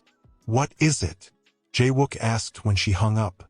Someone leaked information about the pregnancy to the press, Mina said slowly, and about you moving back in. They're framing it as a reconciliation story. Korea's top business leader returning to family values ahead of an important merger. That's ridiculous, Jae-wook said. I haven't even... He stopped, realization dawning. The merger. All eyes turned to Sujene, who was already pulling out her own phone, scrolling through messages with increasing alarm. It's my father, she said, her composure finally cracking completely. He must have found out about Jeju, about you leaving suddenly. He's trying to salvage the merger by creating a narrative that benefits the company image. She looked up, genuine fear in her eyes. You don't understand. If this merger fails, we lose everything. My father's company is overextended. KJ Group was our lifeline. The revelation hung in the air, reshaping everyone's understanding of the situation. So this was never about us, Jae-wook said quietly. Your interest in me, in the company, it was a business strategy all along. Not at first, Sujene admitted, vulnerability finally breaking through. But when my father realized who you were, what your company could do for ours, yes, he encouraged the relationship. She looked away, unable to meet his eyes. I let him. Mina moved to the window, carefully peering through the blinds. Sure enough, a small crowd had gathered below, camera flashes occasionally illuminating the growing darkness. What do we do now? She asked, turning back to the room. A moment of silence followed as everyone absorbed the complexity of their situation. Their private family drama had suddenly become public spectacle, with financial implications that stretched far beyond their home. Jung-hoon was the first to break the silence. We need to decide what matters most, he said simply, looking between his parents. Is it the company? Is it what people think? Or is it us? This family? Yuri moved to stand beside her brother. Whatever happens with the reporters, with the company, I just want us to stop pretending. Stop hiding things from each other. Mina felt tears prick at her eyes, proud of her children's wisdom and ashamed it had taken so long for the adults to catch up. Jae-wook walked to Mina's side, looking out at the gathering media storm below. When he turned back to the room, his decision was written clearly on his face. Sujene, he said firmly, I'm sorry about your father's company, but I won't let my family become a corporate strategy. Not again. He took a deep breath. I'll help you find another solution for the merger, but not at this cost. Sujene stared at him, years of careful calculation visibly crumbling. You'd risk KJ Group for this? For them? Yes, Jae-wook said without hesitation. Because I finally understand what Jung-hoon knew all along, what matters most. Mina reached for his hand again, holding it tight as she faced Sujene. You have a choice now, she said quietly. You can walk out that door and feed the frenzy, or you can help us find a way through this that preserves everyone's dignity, including yours. You really love them, don't you? She asked Jae-wook quietly. Not just as obligations or extensions of yourself, but as people. Jae-wook nodded, his grip on Mina's hand tightening. I always did.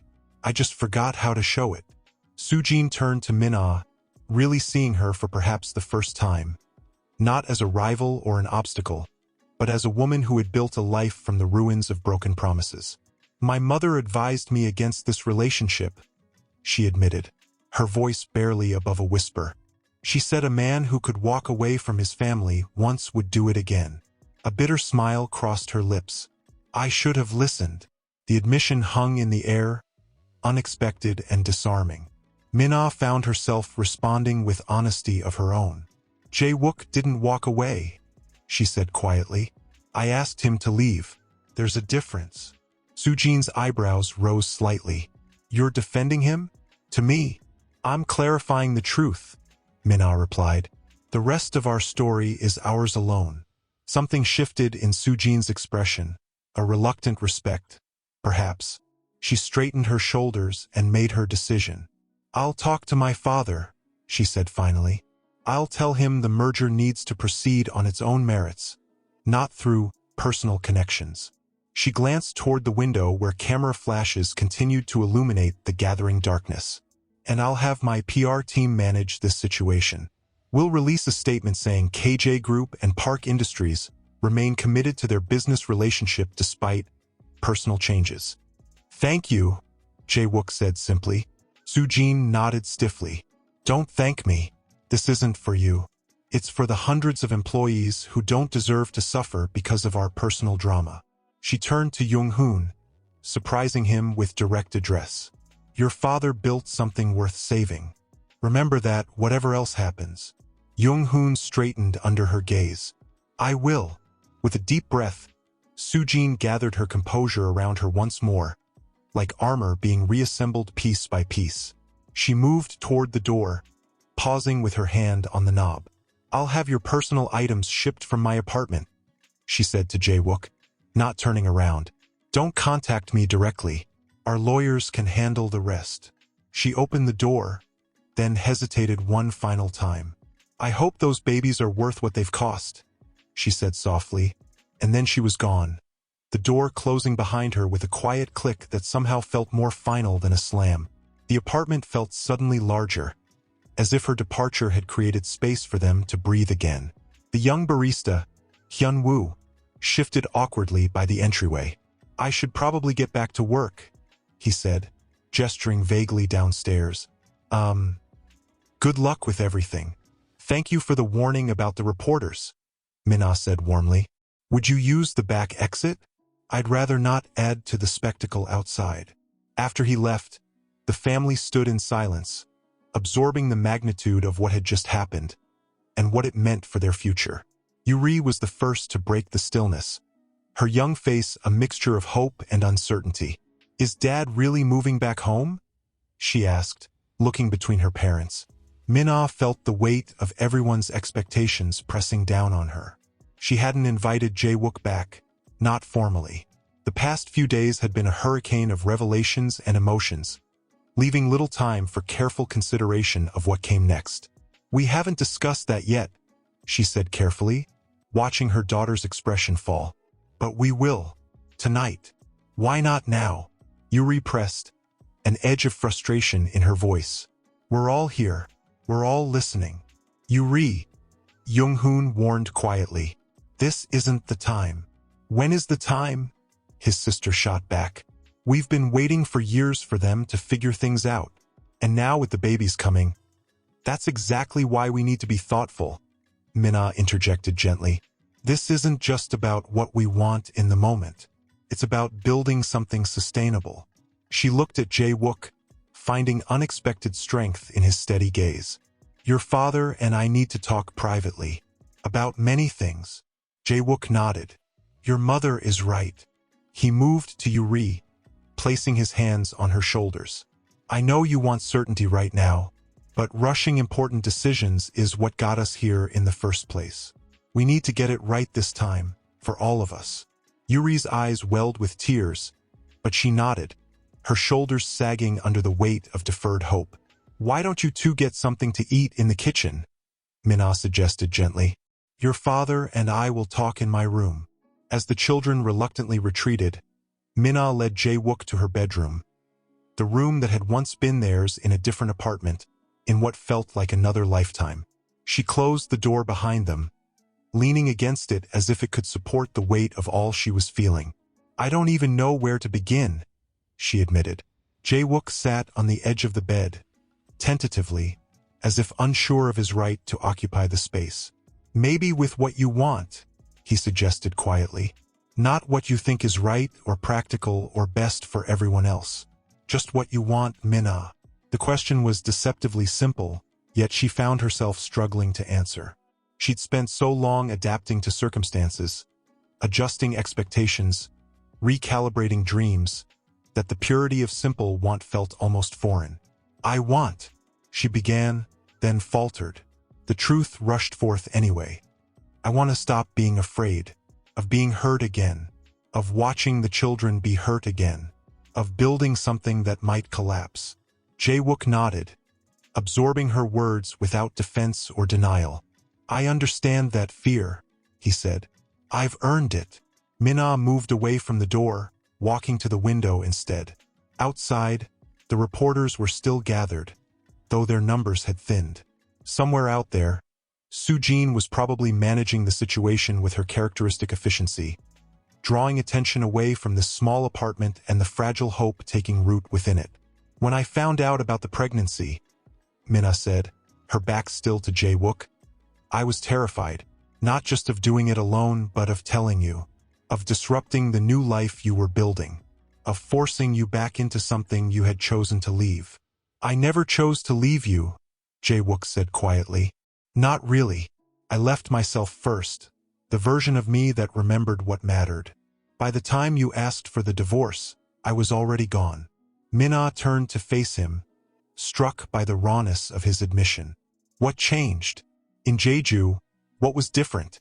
Jae-wook's face softened with the memory. Seeing you there in that little cafe working on your designs, you looked like yourself in a way I hadn't seen in years. Happy, focused, alive. He swallowed hard, and I realized how long it had been since I'd felt truly alive. How much of myself I'd sacrificed for success that meant nothing without someone to share it with. Mina felt tears threaten, blinking them back. One realization doesn't change who we are, Jae-wook. You're still the man who puts work first. I'm still the woman who needs more than leftover time and attention. People can change, he insisted, rising from the bed. I've already started. Ask Young-hoon. Ask the board members who've been complaining about my lack of focus the past few months. What are you saying? I'm saying I've been reevaluating everything since the separation. Delegating more. Building a management team that doesn't need me for every decision. Creating space in my life for whatever might come next. He took a tentative step toward her. I didn't know it would be this, twins, a second chance, but I knew something had to change. Mina felt the hope she'd been guarding so carefully beginning to unfurl. And what about Sujene? You must have had feelings for her. Jae-wook considered the question with the thoroughness she'd always respected in him, even when it frustrated her. I was drawn to her certainty, he admitted. Her clarity of purpose. There was never any mess, any doubt with Sujene. Our relationship made sense on paper. He met Mina's eyes directly. But it wasn't love. Not the kind that survives the hard times. Not like what we had, what we could have again. The sincerity in his voice made Mina's heart ache with equal parts longing and fear. And what happens 6 months from now, when the twins are crying all night and I'm exhausted and work calls with an emergency? What happens when this romantic moment fades and real life takes over again? Then we remember this conversation, Jae-wook said firmly. We remember what we're fighting for. And I prove to you, every day, that I've changed. He closed the distance between them, taking her hands in his. I'm not asking for certainty, Mina. I'm asking for a chance to show our children, that people can learn from their mistakes. Mina looked down at their joined hands, remembering how perfectly they'd always fit together despite everything else that had gone wrong. The apartment is too small for all of us, she said finally, a practical concern emerging from the emotional whirlwind. Jae-wook's laugh was soft with relief that she was considering logistics rather than rejecting the idea outright. We can find a new place, something with enough room for everyone, including the twins. I'd want to keep working, Mina continued, more confidently now. Even after the babies come, my designs are starting to gain recognition. Of course, he agreed immediately. We'll figure out childcare, schedules, whatever you need. Your work matters, Mina. It always did. I just didn't show that I understood that. Each concern she raised, he met with thoughtful consideration rather than the dismissive problem-solving that had characterized so many of their past conflicts. It was as if he was truly seeing her needs, her dreams, her fears, for the first time in years. A knock at the door interrupted them. Mom! Young-hoon's voice called. There's a call for you and Dad. It's grandfather. Mina and Jae-wook exchanged worried glances. Jae-wook's father rarely called unless it was important, usually business-related. When they emerged from the bedroom, Young-hoon handed his father the phone, his expression troubled. He says it's about the company. Something about emergency board action. Jae-wook put the phone on speaker so Mina could hear. Father, what's happening? He asked without preamble. The elder Kim's voice was tight with controlled anger. Sujene's father has called an emergency board meeting for tomorrow morning. He's proposing a vote of no confidence in your leadership, claiming your personal instability puts the company at risk. Mina watched the color drain from Jae-wook's face. He can't do that. He doesn't have the votes. He might, the older man said grimly. He's been speaking to other board members since the news broke. Choi and Park are wavering.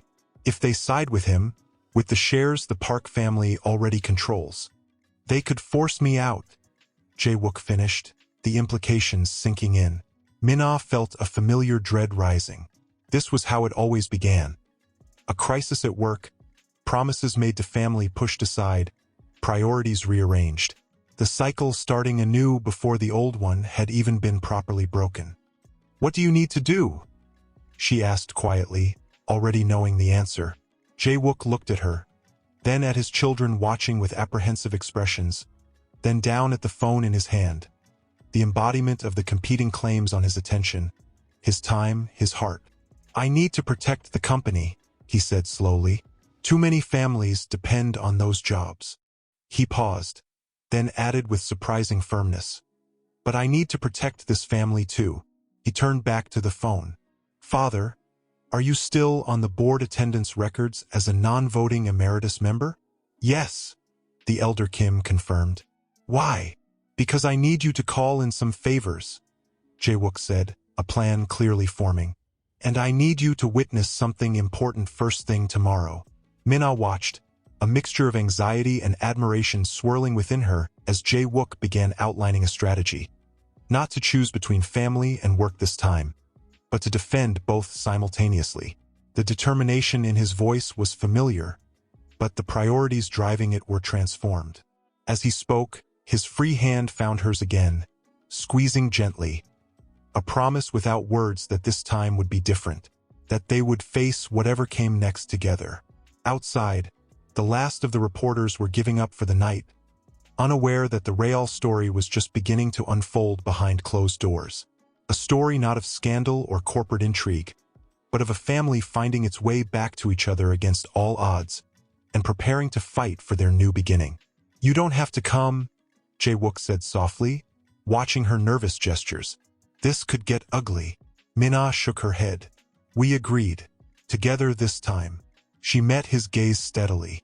Besides, I've designed for enough corporate wives to know how this game is played. Never show weakness in public. The corner of Jae-wook's mouth lifted in a half-smile. You were never just a corporate wife, Mina. No, she agreed quietly. That was part of the problem. The elevator doors opened directly into the executive floor, where Jae-wook's father was waiting.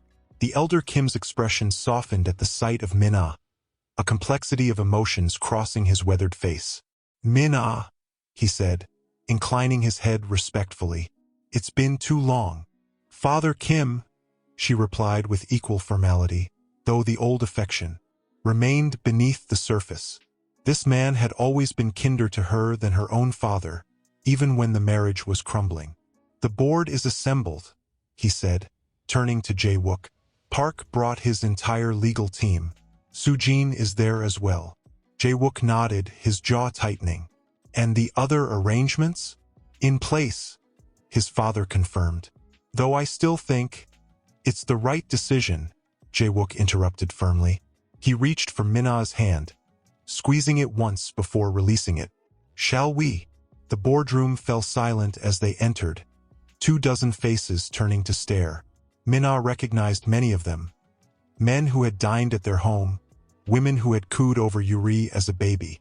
Now they regarded her with a mixture of curiosity and calculation, their expressions revealing nothing of their intentions. At the far end of the table, Sujene sat beside her father, her posture rigid and her eyes fixed on a point just above Jae-wook's head, refusing to acknowledge Mina's presence at all. Chairman Kim, Park Tae-sung said coldly, addressing Jae-wook's father rather than Jae-wook himself. I don't believe Mrs. Kim is a board member or legal counsel. This meeting involves sensitive company matters. Before the elder Kim could respond, Jae-wook stepped forward. My wife is here at my request, as this meeting concerns both our personal and professional futures. The word wife hung in the air, a deliberate choice that made Mina's pulse quicken despite herself. Park's eyes narrowed. Your marital status is precisely among the matters in question today, Director Kim. Your public spectacle has damaged this company's reputation and raised serious concerns about your judgment. My judgment has never been clearer, Jae-wook replied evenly. He moved to his chair at the head of the table but remained standing, gesturing for Mina to take the seat beside him that would normally have been occupied by the CFO. The whispers around the table grew louder. Mina kept her expression neutral, though she felt the weight of Sujene's gaze finally shifting to her, ice-cold and penetrating. I understand you've called for a vote of no confidence, Jae-wook continued, addressing Park directly now. Before we proceed with that, I believe I'm entitled to address the board. Park waved a hand impatiently. By all means, I'm curious how you'll explain away the chaos of recent days. Jae-wook straightened his shoulders, surveying the room. These were people who had respected him for years, who had followed his leadership through global financial crises and market transformations. But respect based solely on success was conditional, and everyone in the room knew it. 8 years ago, Jae-wook began, his voice steady. I made a choice to prioritize this company above everything else in my life, above my health, above my children's childhoods, above my marriage. He glanced briefly at Mina, whose eyes widened slightly at this unexpected opening. It was the wrong choice. The boardroom stirred with uncomfortable murmurs. This was not the technical defense or strategic pivot they had expected. Yet the company flourished, Jae-wook continued. Our market share tripled. Our international presence expanded to 18 countries. Our stock price quadrupled. He allowed a moment for these achievements to resonate. But at what cost? I lost the foundation that made all that success meaningful. And in doing so, I taught everyone in this organization a dangerous lesson. That personal sacrifice to the point of self-destruction was the price of success at KJ Group. Park scoffed openly. Spare us the therapy session, Kim. We're here to discuss your fitness to lead this company, not your personal regrets. They are inseparable, Jae-wook countered firmly. Because the culture I created through my example, the expectation of 70-hour work weeks, of missed family occasions, of burnout disguised as dedication, has led to the highest executive turnover rate in our industry. We're bleeding talent because people can see the personal cost of advancement here. Mina watched as several board members shifted uncomfortably in their seats. This was a truth rarely spoken aloud in Korean corporate culture, but one that everyone recognized. So yes, Jae-wook acknowledged, my personal life has become public in ways I never intended, but the reconciliation with my family isn't a sign of instability. It's a correction of a fundamental imbalance that threatened not just my life, but this company's future. He reached into his briefcase, extracting a bound document which he began to distribute around the table. What's this? Park demanded, not touching the copy placed before him. My proposal for leadership restructuring, Jae-wook replied calmly. Effective immediately, I'm recommending the board approve the promotion of Director Choi to co-CEO, focusing on daily operations while I shift to strategic growth initiatives. Shocked murmurs erupted around the table. Director Choi, a capable woman in her 40s who had been quietly advancing through the ranks for years, looked as surprised as anyone. I'm also proposing a comprehensive work-life balance policy. Jae-wook continued over the growing noise, including flexible working hours, expanded parental leave, and quarterly review of workload distribution. The details are on page 12. Mina couldn't contain her surprise. They had discussed his plans to defend his position, but this was a complete reimagining of his role and the company culture. She studied his face, searching for signs of reluctance or resignation, finding instead a certainty she hadn't seen in years. Park was the first to recover from the shock. This is absurd, he spat. You're proposing to step back from your responsibilities because of a midlife crisis and a unexpected pregnancy. He glanced dismissively at Mina's rounded belly. Mina felt heat rise to her cheeks, but before she could respond,